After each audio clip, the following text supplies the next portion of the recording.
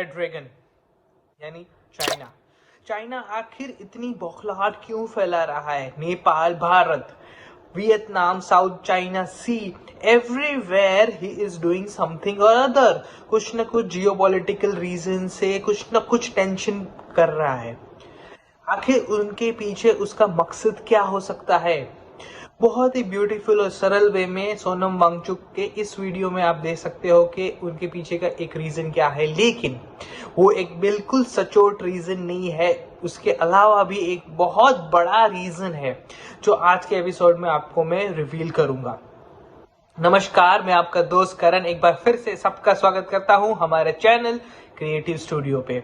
आज का episode number 20 पे हम बात करेंगे यूएस और चाइना के बीच में हुई तनाव के बारे में और क्या ऐसा लॉ आया है यूएस में जिससे कि चाइना बहुत ही ज्यादा बौखला गया है।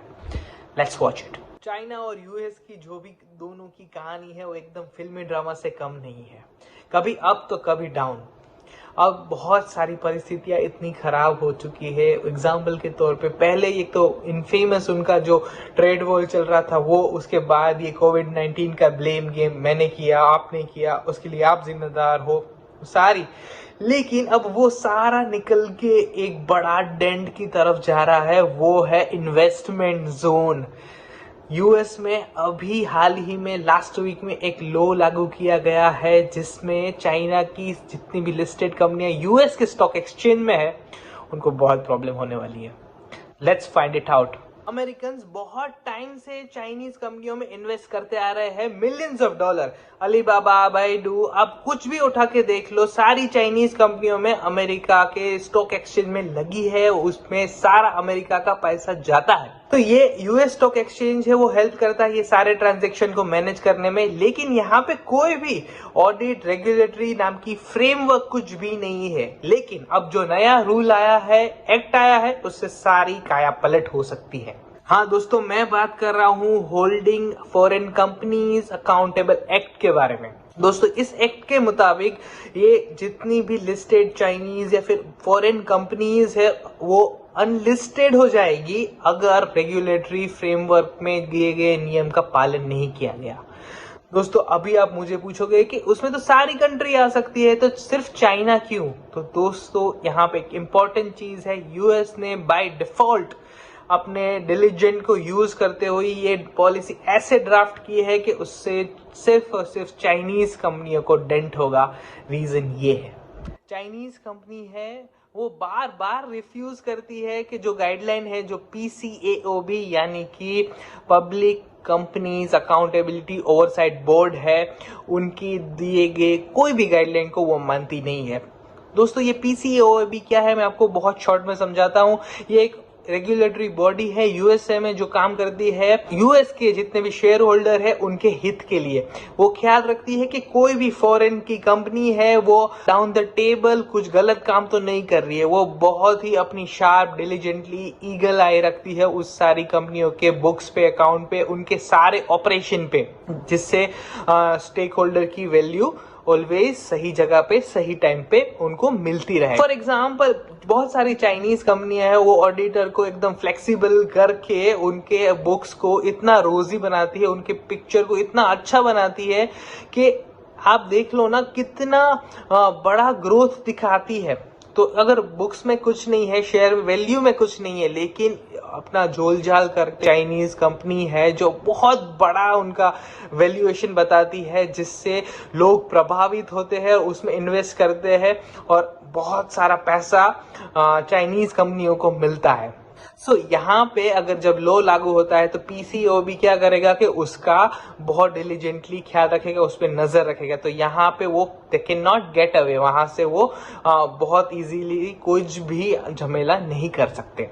224 जितनी फॉरेन कंपनी जो यूएस स्टॉक एक्सचेंज में लिस्टेड है वो ये लॉ जो नया आया है उससे सारे ऑडिट पेपर से उनको फुलफिल करने में वो इत्तेफाक नहीं रखती। उसमें से बहुत सारी कंपनी चाइनीज है।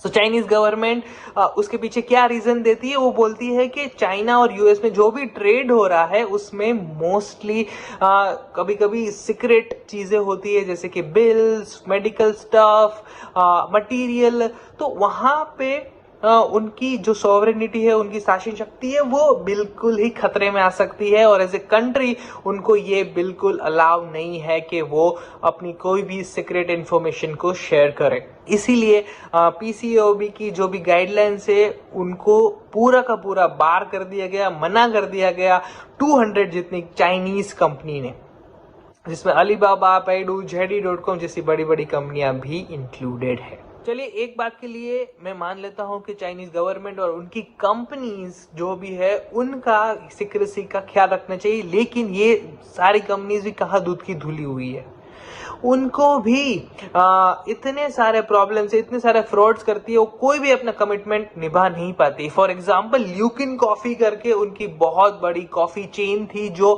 डिजास्टरली बैंकरप्ट हो गई और उनके जो भी स्टॉक प्राइस थे वो क्रैश हो गए। उसमें 75% ऑफ अमेरिकन थे, उन्होंने अपने खून मेहनत के पैसे जो इन्वेस्ट किए थे अपने रिटायरमेंट्स के लिए, वो सारे डूब गए।